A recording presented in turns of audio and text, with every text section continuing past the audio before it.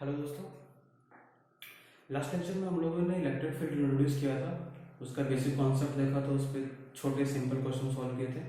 उसी में हम लोग आगे बढ़ते हैं, कंटिन्यू करते हैं। ठीक है, एक बहुत इंपॉर्टेंट डेरिवेशन है जो कि आपके बोर्ड एग्जामिनेशन के लिए भी इंपॉर्टेंट है, तो इसको थोड़ा ध्यान से देखेंगे। ठीक है, क्या है कि मान लीजिए फाइनाइट लेंथ का एक वायर है जिसकी चार्ज डेंसिटी है लैम्डा कूलम पर मीटर। ठीक है, और यहाँ से कुछ डी डिस्टेंस पे अपने को इलेक्ट्रिक फील्ड फाइंड करना है। यहाँ पे इलेक्ट्रिक फील्ड अपने को फाइंड करना है। ठीक है, तो कैसे करेंगे?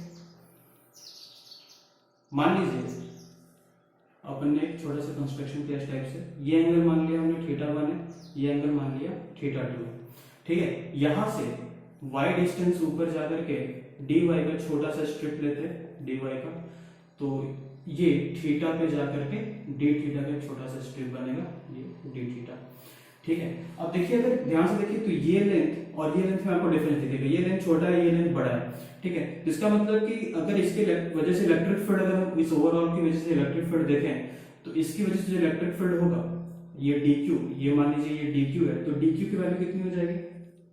लैम्डा इंटू में dy। ठीक है, इस dq की वजह से जो इलेक्ट्रिक फील्ड यहाँ पे बनेगा वो इधर बनेगा। ठीक है, और ध्यान से देखिए, अगर ये एंगल थीटा है तो ये एंगल क्या हो जाएगा? थीटा हो जाएगा। ठीक है, तो इधर क्या हो जाएगा? अगर ये DE है तो इधर क्या हो जाएगा? DE cos थीटा, और नीचे की तरफ क्या आएगा? DE sin theta. ठीक है, चलिए ठीक है, अब हम बात करते हैं DE की। तो हमको DE निकालने के लिए अगर इसको मैं छोटा सा कंस्ट्रक्शन यहाँ पे करके देखूं तो ध्यान से देखिएगा, ये D है, ये y है। मान लिया ये जो डिस्टेंस है वो कितना है? x है। ये एंगल कितना है? थीटा है। तो cos थीटा इक्वल्स टू क्या हो जाएगा? बेस अपॉन में हाइपोटेन्यूज, बेस अपॉन में हाइपोटेन्यूज। तो क्या x की वैल्यू हो जाएगी d अपॉन में cos थीटा, मतलब d sec थीटा। ठीक, तो de की वैल्यू कितनी हो जाएगी? de will be equals to k lambda dy over में ये x का स्क्वायर मतलब d square sec square theta. ठीक है, तो यहाँ पे देखिए, यहाँ पे इसकी दो वैल्यूज निकल के आ रही है। दूसरी चीज और, एक चीज और है, अपने को dy की वैल्यू चाहिए क्योंकि यहाँ पे दो वेरिएबल, एक तो क्या है y है, दूसरा क्या है थीटा है। तो अपने को y को थीटा के टर्म्स में कन्वर्ट करना पड़ेगा, एलिमिनेट करना पड़ेगा। तो यहाँ पे देखिए, अगर इसको देखिए तो क्या मैं लिख सकता हूँ? tan theta is equals to perpendicular upon में बेस, तो y बाई d, तो क्या y इज इक्वल्स टू हो जाएगा d tan थीटा। तो क्या मैं dy की वैल्यू लिख सकता हूँ यहाँ से? dy is will be equals to d sec square theta d theta. ठीक है, अब इसको रिप्लेस करेंगे अपन यहाँ पे, तो क्या DE की वैल्यू निकल के आएगी? DE will be equals to k lambda, dy की वैल्यू है d sec square theta d theta upon में d square sec square theta. ठीक है, यहां से देखिए तो sec स्क्वायर थीटा और sec स्क्वायर थीटा कैंसिल हो जाएंगे। DE की वैल्यू क्या निकल के आएगी? DE will be equals to, एक d से ये d कैंसिल हो जाएगा, k लैम्डा बाई d, बचा क्या? d theta. ठीक है, तो इसके दो कंपोनेंट आए थे DE के, यहाँ पे देखिए DE cos थीटा और DE sin थीटा। ठीक है, तो DE cos थीटा जो है वो इस वायर के परपेंडिकुलर है, तो इसको हम लोग लिखते हैं क्या? E परपेंडिकुलर, और इसको क्या बोलते हैं? ये देखिए वायर के पैरेलल है, तो ये हो जाएगा E पैरेलल। ठीक है, तो E परपेंडिकुलर के बारे में अगर हम बात करें तो इसकी वैल्यू कितनी हो जाएगी? DE cos थीटा मतलब k lambda by d cos theta d theta. ठीक है, छोटा सा d, इसको अपन इंटीग्रेट कर लेंगे कहां से कहां तक? ये देखिए माइनस थीटा 2 से थीटा 1 तक। माइनस थीटा क्यों लिखा? यहाँ पर हमने इसको रेफरेंस लिया है, नीचे की तरफ निगेटिव, ऊपर की तरफ पॉजिटिव। ठीक है, तो यहां से वैल्यू क्या मिलेगी? k लैम्डा बाई d ठीक है। कॉस थीटा का इंटीग्रेशन क्या होता है, साइन थीटा।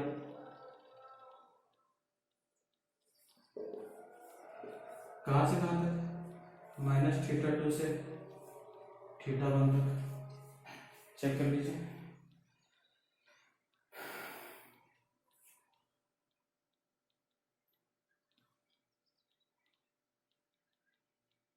ठीक है, इसमें लिमिट रखते हैं तो ई परपेंडिकुलर की वैल्यू कितनी हो जाएगी, के लेमडा बाई डी, अंदर क्या आएगा sine theta 1 minus minus plus हो जाएगा साइन थीटा 2। ये वैल्यू होगी इलेक्ट्रिक फील्ड परपेंडिकुलर डायरेक्शन में। ठीक है, ये परपेंडिकुलर डायरेक्शन निकला है, अभी अपने को पैरेलल डायरेक्शन निकालना है। ठीक है, इसको मुझे मिटाना पड़ेगा, अपना बोर्ड छोटा है। ठीक है, इसको देख लीजिए, मैं मिटाता हूँ।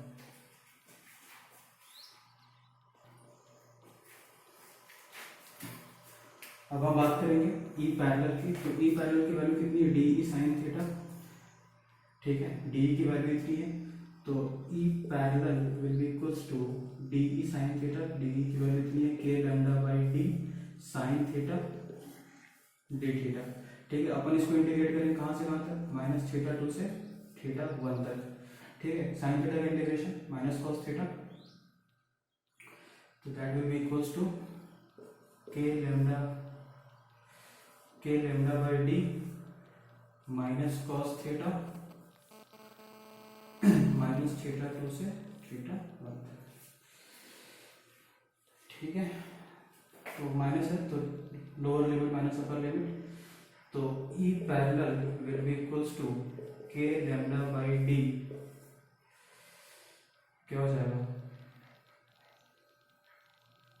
अपने को पता है cos minus theta equals to cos theta होता है, तो हो जाएगा cos theta 2 minus cos theta 1। ये जो वैल्यू होगी वो होगी ई पैरेलल की, मतलब इस वायर के पैरेलल डायरेक्शन में जो इलेक्ट्रिक फील्ड होगा उसकी वैल्यू इतनी होगी।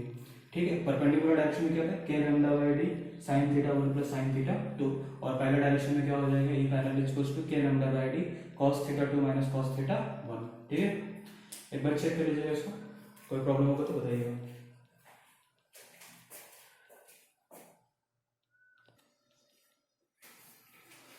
अभी जो हम लोगों ने डिस्कस किया था उसे वो बेस करके कई सारे क्वेश्चंस बनते हैं। ठीक है, बिल्कुल फॉर्मूला बेस्ड क्वेश्चन बनेगा। ठीक है, इसमें सब कुछ क्वेश्चंस में आपको एंगल निकालने में प्रॉब्लम हो सकती है, उसके बारे में अपन बात करते हैं। मान लीजिए कोई वायर जो है वो ऐसा है और पूछ रहा है कि यहाँ पे इलेक्ट्रिक फील्ड कितना होगा। ठीक है, दे रखा है ये डिस्टेंस डी है, ये एंगल मान लीजिए 10 डिग्री है, ये एंगल मान लीजिए 40 डिग्री है, मान लीजिए ये लैम्डा कूलम पर मीटर है। तो यहां पे भी कुछ खास नहीं है, अपने को बस देखना है कि एंगल कितना होगा, थीटा 1 कितना होगा, थीटा 2 कितना होगा। ठीक है, जैसे हमने पिछले जो डायरेक्शन किया था उसमें हमने क्या देखा था कि जो वायर था उसके परपेंडिकुलर डिस्टेंस से हम लोग थीटा 1 थीटा 2 देखते थे, इसके ऊपर थीटा 1 इसके नीचे थीटा 2। ठीक है, तो यहां से देखिए ऊपर की तरफ तो कितना एंगल जा रहा है, ये ऊपर वाला कॉर्नर जो लाइन को कनेक्ट कर रहा है, वायर का ऊपर वाला सिरा जो है वो जो जिस लाइन से कनेक्ट हो रहा है वो थीटा 1 कहलाएगा, मतलब ये जो है ये है थीटा 1। ठीक है, अब थीटा 2 के लिए अपने को क्या करना पड़ेगा, यहाँ से नीचे की तरफ जाना पड़ेगा, तो नीचे की तरफ चलते दूसरा लाइन कहाँ मिल रहा है अपने को, ये मिला। ठीक है, तो ये एंगल कितना होगा, ये थीटा 2 है, ध्यान से देखिए, तो ये 10 है, ये टोटल सर्कल कितना बना है 360, तो ये कितना होगा 350 डिग्री। ठीक है, या फिर इसे हम लिख सकते हैं कितना -10 डिग्री। तो इस तरीके से हम लोग एंगल देखते हैं। एक और इलस्ट्रेशन देखते हैं, इसी को इस तरीके से भी दिखाया जा सकता है। जैसे मान लीजिए वायर है, lambda coulomb per metre density है, पूछ लिया यहाँ पे इलेक्ट्रिक फील्ड कितना होगा, दे रखा है। हाँ, यहाँ पे ये डिस्टेंस देखिए, ये डिस्टेंस आपको पता चल जाएगा, ये कितना है, ये डी है, तो ये कितना होगा d cos थीटा। ठीक है, यहाँ पे देखिए मान लीजिए ये डी है, ये 20 डिग्री मान लीजिए और इसको मान लीजिए 40 डिग्री। पूछ रहे थीटा 1 थीटा 2 कितना है, तो थीटा 1 की वैल्यू कितनी होगी, यहाँ से देखिए ये वायर एक्सटेंड करिए, ये परपेंडिकुलर बनाया, ठीक है, तो यहाँ से ये जो एंगल होगा वो थीटा 1 होगा, कितना हो जाएगा ये 60 डिग्री। देखिए 20 + 40 60 डिग्री। और यहाँ से क्या करेंगे अपन, नीचे की तरफ जाएंगे, नीचे की तरफ जाएंगे, यहाँ तक दूसरे लाइन मिले ये, तो कितना हो जाएगा, थीटा 2 की वैल्यू कितनी हो जाएगी 340 डिग्री, ठीक है। या फिर इसको हम लोग क्या लिख सकते हैं -20 डिग्री। इस तरीके से देखते हैं थीटा 1 और थीटा 2, ठीक है। देख लीजिए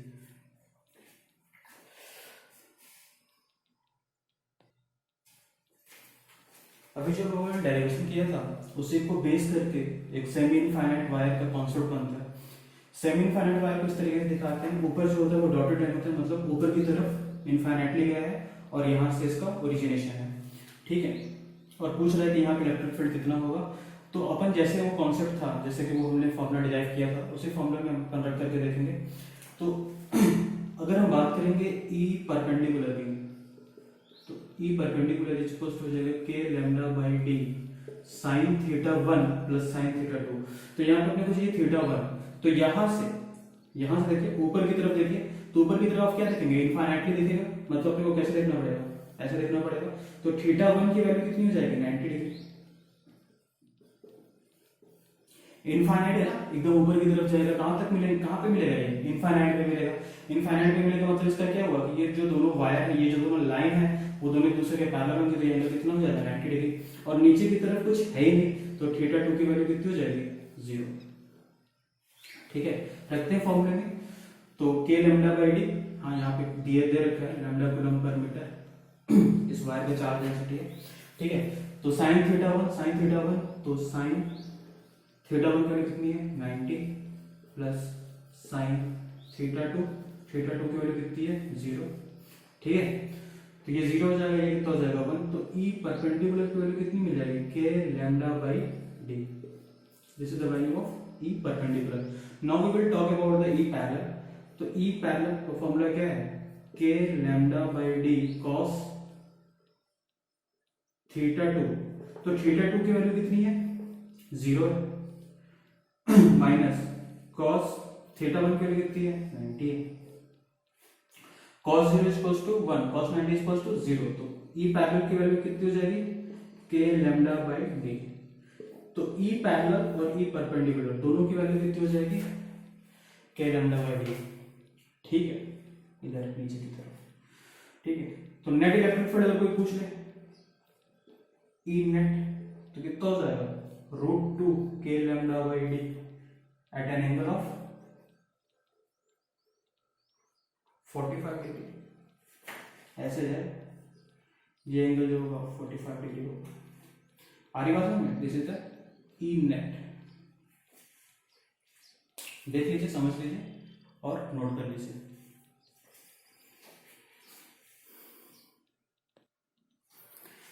नेक्स्ट आता है इनफाइनाइट वायर। इनफाइनाइट वायर में मतलब ऊपर की तरफ इनफाइनाइटी है और नीचे की तरफ भी इनफाइनाइटी है, अपने को इसका ओरिजिनेशन या फिर इसका एंड पॉइंट पता नहीं है। तो यहाँ डी डिस्टेंस में पूछ रहा है कि इलेक्ट्रिक फील्ड की वैल्यू कितनी होगी। तो यहाँ पे सबसे पहले हम बात करेंगे थीटा 1 की वैल्यू कितनी होगी। देखिए ऊपर की तरफ तो पैरेलल जाएगा, तो थीटा 1 की वैल्यू कितनी हो जाएगी 90। नीचे की तरफ देखिए, नीचे भी पैरेलल जाएगा, तो थीटा 2 की वैल्यू कितनी हो जाएगी 90। मतलब यहाँ पे दोनों ही एंगल कितना है 90 डिग्री है, ठीक है। यहाँ पे गौर करने वाली बात ये है कि ऊपर या नीचे के डायरेक्शन में मतलब E पैरेलल की वैल्यू 0 होनी चाहिए, क्योंकि जितना ऊपर गया है उतना नीचे गया है, तो ऊपर नीचे एक दूसरे को क्या करेंगे कैंसिल आउट करेंगे, तो मतलब E पैरेलल की वैल्यू 0 आनी चाहिए, ठीक है। देखते हैं E पैरेलल देखिए k λ/d cos थीटा 2, तो cos थीटा 2 की वैल्यू कितनी है 90 माइनस cos थीटा 1 की वैल्यू कितनी है 90, cos 90 की वैल्यू कितनी है 0, तो मल्टीप्लाई करके क्या हो जाएगा E parallel is equals to 0। मतलब जो हमने सोचा था वैसा ही हुआ, मतलब conceptually we are going correct, ठीक है। ऊपर नीचे के डायरेक्शन में मतलब वायर के पैरेलल डायरेक्शन में कोई इलेक्ट्रिक फील्ड नहीं होगा, ठीक है। अब बात करते हैं अपन E परपेंडिकुलर। तो E परपेंडिकुलर देखिए k λ/d sin theta 1 sine theta one की वैल्यू कितनी है 90, तो 1 लिख दो, प्लस साइन थीटा टू की वैल्यू कितनी है 90, तो 1 लिख दो। तो ई परपेंडिकुलर की वैल्यू कितनी हो जाएगी 2k lambda by D. This is the electric field. और ये क्या होगा अवे, नेट इलेक्ट्रिक फील्ड जो होगा वो वायर से दूर की तरफ होगा। ठीक है, देख लीजिए इसको और नोट कर लीजिए।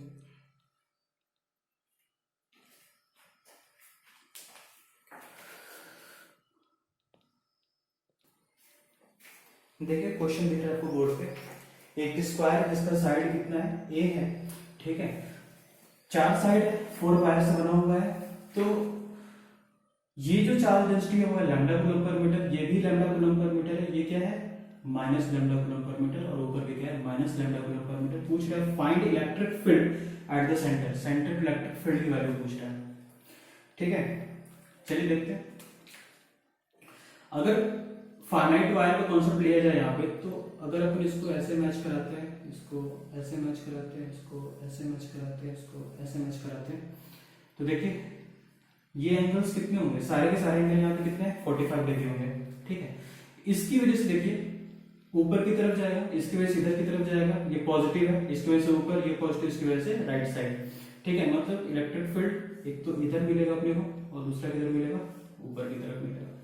ठीक है, तो इस वायर की वजह से देखते हैं इलेक्ट्रिक फील्ड कितना आएगा। इस वायर की वजह से देखते हैं, मान लीजिए वायर 1 है, ये वायर 2 है, ये वायर 3 है और ये वायर 4 है।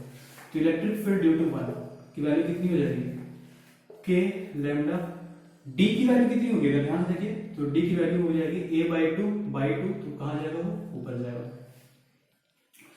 Sine theta 1 45 degree plus sine theta 2 की वैल्यू कितनी है 45 डिग्री। ठीक है, इसकी वजह से एक परपेंडिकुलर की वैल्यू हमने निकाला, सॉल्व करिए इसको, तो कितना हो जाएगा 2k lambda by a। Sign 45 की वैल्यू कितनी होती है 1/√2, तो 1/√2 प्लस 1/√2, सॉल्व करिए कितना हो जाएगा, देखिए 2/√2 मतलब √2 मतलब 2√2, तो हो जाएगा ये E1 की वजह से जो आएगा वो हो जाएगा 2√2 k लैम्डा बाई a। ठीक है, इसकी वजह से आएगा इधर की तरफ, और इसकी वजह से ऊपर नीचे देखिए तो क्या करेंगे कैंसिल कर देंगे, सेम डिस्टेंस पे है। ठीक है, cos theta 1 minus cos theta 2 minus cos theta 1। ठीक है, थीटा 1 थीटा 2 दोनों सेम है, सेम वैल्यू आएगी, माइनस हो जाएगा 0 हो जाएगा। ठीक है, इलेक्ट्रिक फील्ड ड्यू टू 2। दूसरी वजह से देखिए ऊपर की तरफ, ये किसकी तरफ है राइट साइड है। ठीक है, E2 की वजह से देखिए कितना हो जाएगा same 2k lambda by a। Sine theta 1 sine theta 2 45 degree, मैं डायरेक्ट लिख दूं 2√2 k लैम्डा बाई a। सारी चीजें सेम है, सेम एंगल है, सेम कॉन्सेप्ट लगेगा। ठीक है, ये डायरेक्शन किधर होगा ऊपर की तरफ। ठीक है, E3 की वजह से देखिए, E3 देखिए चार्ज नेगेटिव है तो माइनस होगा, मतलब इसका डायरेक्शन इधर हो जाएगा। अवे होता है पॉजिटिव चार्ज में टुवर्ड्स होगा नेगेटिव चार्ज में, नेगेटिव चार्ज में से क्या हो जाएगा राइट साइड में जाएगा। तो E3 की वजह से कितना हो जाएगा, E3 की वजह से आएगा 2√2 k लैम्डा बाई a, इधर राइट साइड। ठीक है, E4 ये देखिए नेगेटिव है, तो ये भी क्या करेगा ऊपर की तरफ ले जाएगा, तो इसकी वैल्यू कितनी हो जाएगी 2√2 k लैम्डा बाई a, इधर ऊपर की तरफ। तो ऐड करिए, तो नेट हॉरिजॉन्टल डायरेक्शन लिखते हैं, चलिए ई हॉरिजॉन्टल मतलब राइट साइड कितना हो जाएगा, राइट साइड ये 2 और ये 2 कितना हो जाएगा 4√2 k लैम्डा a। ठीक है, और ई वर्टिकल कितना हो जाएगा सेम होगा 4√2 k लैम्डा बाई a। तो अगर हम बात करें ई नेट की तो कितना हो जाएगा √2 इंटू में दिस वैल्यू, तो √2 इंटू में √2 कितना हो जाएगा 2, तो मतलब ई नेट जो आएगा निकल के, ई नेट की वैल्यू कितनी हो जाएगी 8k लैम्डा बाई a। कोई एंगल पूछे तो क्या होगा 45 डिग्री, ये ई नेट होगा। नेट इलेक्ट्रिक फील्ड की वैल्यू इतनी होगी at an angle of 45 degree from this. Check कर लीजिए, कोई डाउट होगा तो बताइएगा।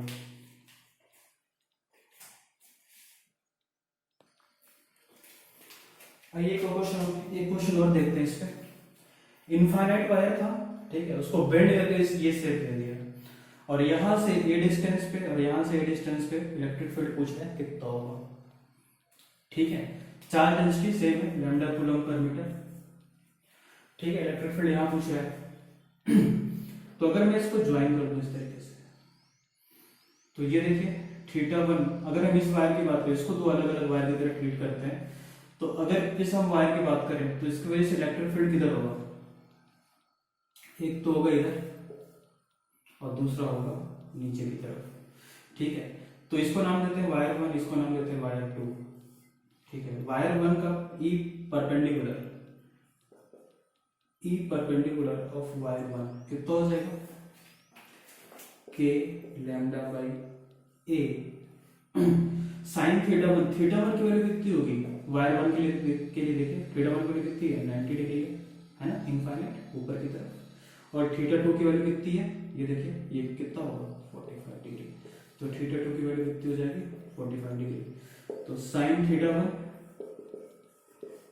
Plus sign θ2 45 degree.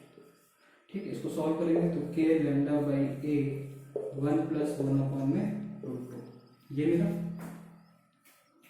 ठीक है, अब E parallel due to wire 1 कितना हो जाएगा, के लैम्डा बाई ए cos θ2 की वैल्यू कितनी है 45 डिग्री माइनस cos θ1 की वैल्यू कितनी है 90 डिग्री।